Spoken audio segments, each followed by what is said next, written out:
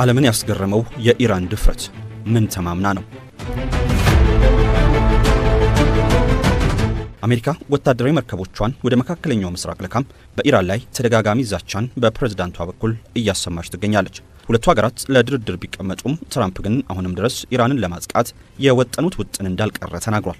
$12 ቢሊዮን የሚያወጣው ግዙፍ የአሜሪካ ወታደራዊ መርከብ ዩኤስኤስ አብርሃም ሊንከን ወታደራዊ መርከብ ወደ ኢራን ቢጠጋም ኢራን ግን ከቁብ አልቆጠረችውም። የኢራን ድፍረት ታዲያ ወታደራዊ ተንታኞች ኢራን ምን ይዛ ነው ይሄን ሁሉ ድፍረት እየተላበሰችው እንዲሉ አድርጓቸዋል። ሰላም ጤና ይስጥልን የተከበራችሁና የተወደዳችሁ ኢራን የአሜሪካንን ግዙፍ ወታደራዊ መርከብ እንዳትፈራ ያደረጋትን ዋና ምክንያት እንመለከታለን። እስከ ፍጻሜው አብራችሁን ቆዩ።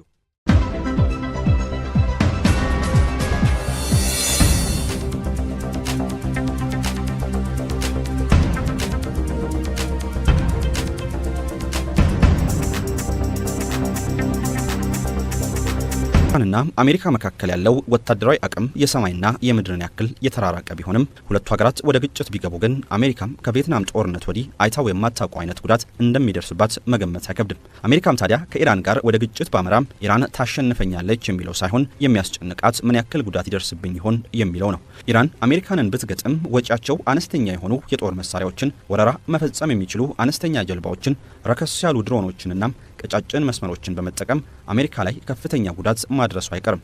ለመሆኑ ኢራን በአሜሪካ ባህር ኃይል ላይ የምትጠቀማቸው ታክቲኮች የትኞቹ ናቸው? አንሶ በመታየት የሚደረግ ጥቃት።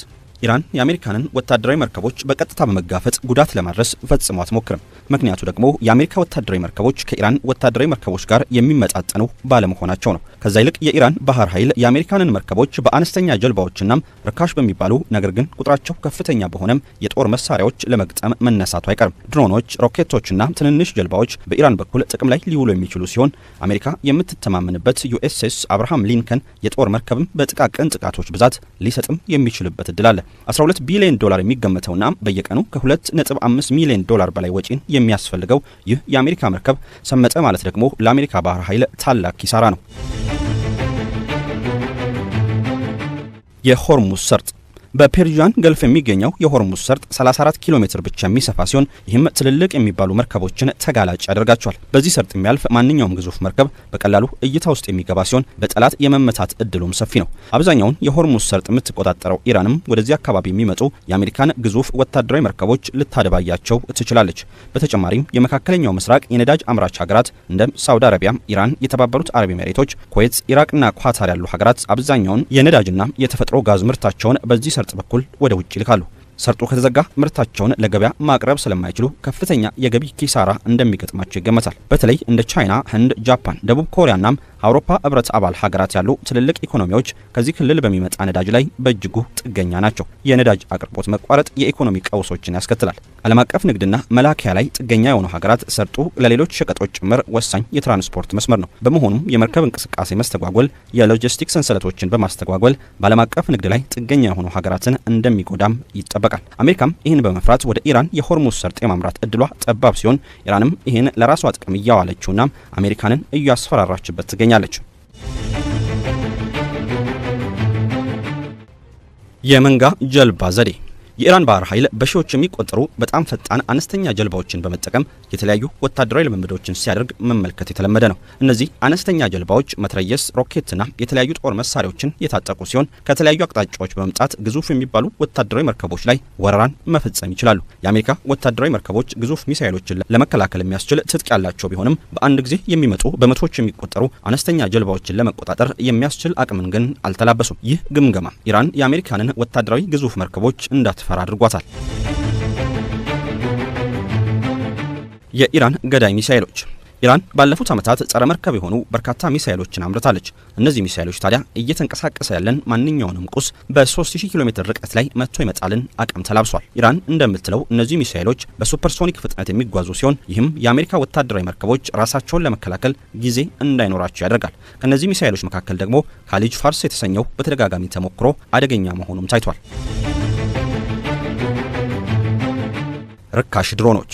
ኢራን እንደ ሻሂድ ያሉ በርካሽ ዋጋ የሚሰሩ ድሮኖችን በከፍተኛ ሁኔታ ምርታ ታጥቃ ትገኛለች። እነዚህ ድሮኖች ከአሜሪካ የጦር መርከብ የአየር መከላከያ ዘዴዎች ጋር ሲነጻጸሩ የሚወጣባቸው ገንዘብ እጅግ በጣም አነስተኛ ነው። ድሮኖቹ ኢራን በከፍተኛ ቁጥር ወደ አሜሪካ ግዙፍ መርከቦች ከላከች የአሜሪካ ወታደራዊ መርከቦች የራዳር ዘዴ ከጥቅም ውጭ የሚሆንበት እድል እጅጉን የሰፋ ነው። አሜሪካ ድሮኖቹን መታ የመጣል ብቃት ቢኖራት እንኳን በአሜሪካ ጦር ኢኮኖሚ ላይ የሚያደርሰው ጉዳት እጅግ በጣም የበዛ ይሆናል።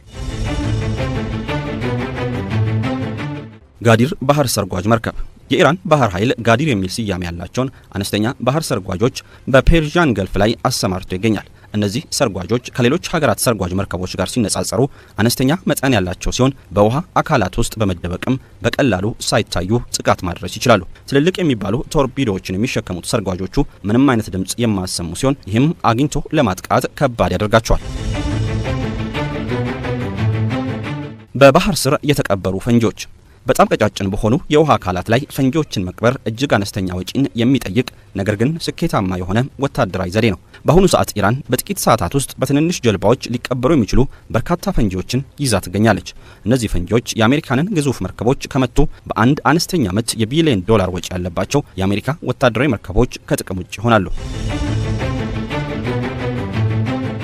ሃይፐርሶኒክ ሚሳይል ኢራን ከቅርብ ጊዜ ወዲህ ሃይፐርሶኒክ ሚሳይሎችን ታጥቅ ያለው እያለች ትገኛለች። ከነዚህ መካከል አንዱ የሆነው የኢራኑ ፋታ 2 ሃይፐርሶኒክ ሚሳይል ከራዳር የመሰወር ወይም ስቲልዝ ብቃት እንዳለው መነገሩ እጅግ ወሳኝና አደገኛ ያደርገዋል። ይህ ባህሪ በተለይ ሃይፐርሶኒክ ፍጥነቱና የመንቀሳቀስ ብቃቱ ጋር ሲደመር ሚሳይሉን ለመከላከል ፈጽሞ የማይቻል ደረጃ ላይ ደርሷል። ኢራን ላይ በተጣለው ማዕቀብ ምክንያት ይህን ያክል የተራቀቀ ቴክኖሎጂ ማግኘት እንደማትችል ይታሰብ የነበረ ቢሆንም ፋታ ግን ይህን ግምት ፉርሽ አድርጎታል። ኢራንም ታዲያ ይህን ሚሳይል በመጠቀም የአሜሪካንን ግዙፍ ወታደራዊ መርከቦች የማስመጥ አቅም አላት። የኢኮኖሚ ጨዋታው የአሜሪካው ግዙፍ ወታደራዊ መርከብ አብርሃም ሊንከን አጠቃላይ ወጪው እስከ 12 ቢሊዮን ዶላር ይገመታል። በተቃራኒው ኢራን የምትጠቀማቸው ድሮኖችና ሚሳይሎች በሚሊዮን ዶላሮች እንኳን የሚገመቱ አይደሉም። በኢራን እምነት ታዲያም አሜሪካ ውድ የሆኑትን ወታደራዊ መርከቦቿን ለኢራን ርካሽ መሳሪያዎች ተጋላጭ የማድረግ እቅድ አይኖራትም። የጦርነቱ ኢኮኖሚያዊና ወታደራዊ ጉዳት ኢራን አሜሪካንን እንዳትፈራት ካደረጓት ምክንያቶች መካከል ቀዳሚው ነው። በቅርብ የወጡ መረጃዎችም አሜሪካ ኢራንን ካጠቃች በትንሹ እስከ 10 ቢሊዮን ዶላር ድረስ ማውጣቱ አይቀርም። ከዚህ ቀደም የነበሩ ጥናቶች የአሜሪካ ጦር በ2002 ባደረገውና ሚሊኒየም ቻሌንጅ 2002 የሚል ስያሜ በተሰጠው ወታደራዊ ጨዋታ ላይ የኢራንን ጦር ማሸነፍ እንደማይችል ተገንዝቦታል። በዚህ የማስመሰል ወታደራዊ ልምምድ ላይ የኢራን ጦር አነስተኛ ጀልባዎችን በመጠቀም የአሜሪካንን ግዙፍ መርከቦች መጥቶ የማስመጥ ብቃት እንዳለውም ታይቷል። አሁንም አሜሪካም ኢራንን ካጠቃች በልምምድ ጨዋታው ላይ የታየው ሁኔታ በገሃዱ ዓለም ሊከሰት እንደሚችልም እየታሰበ ነው።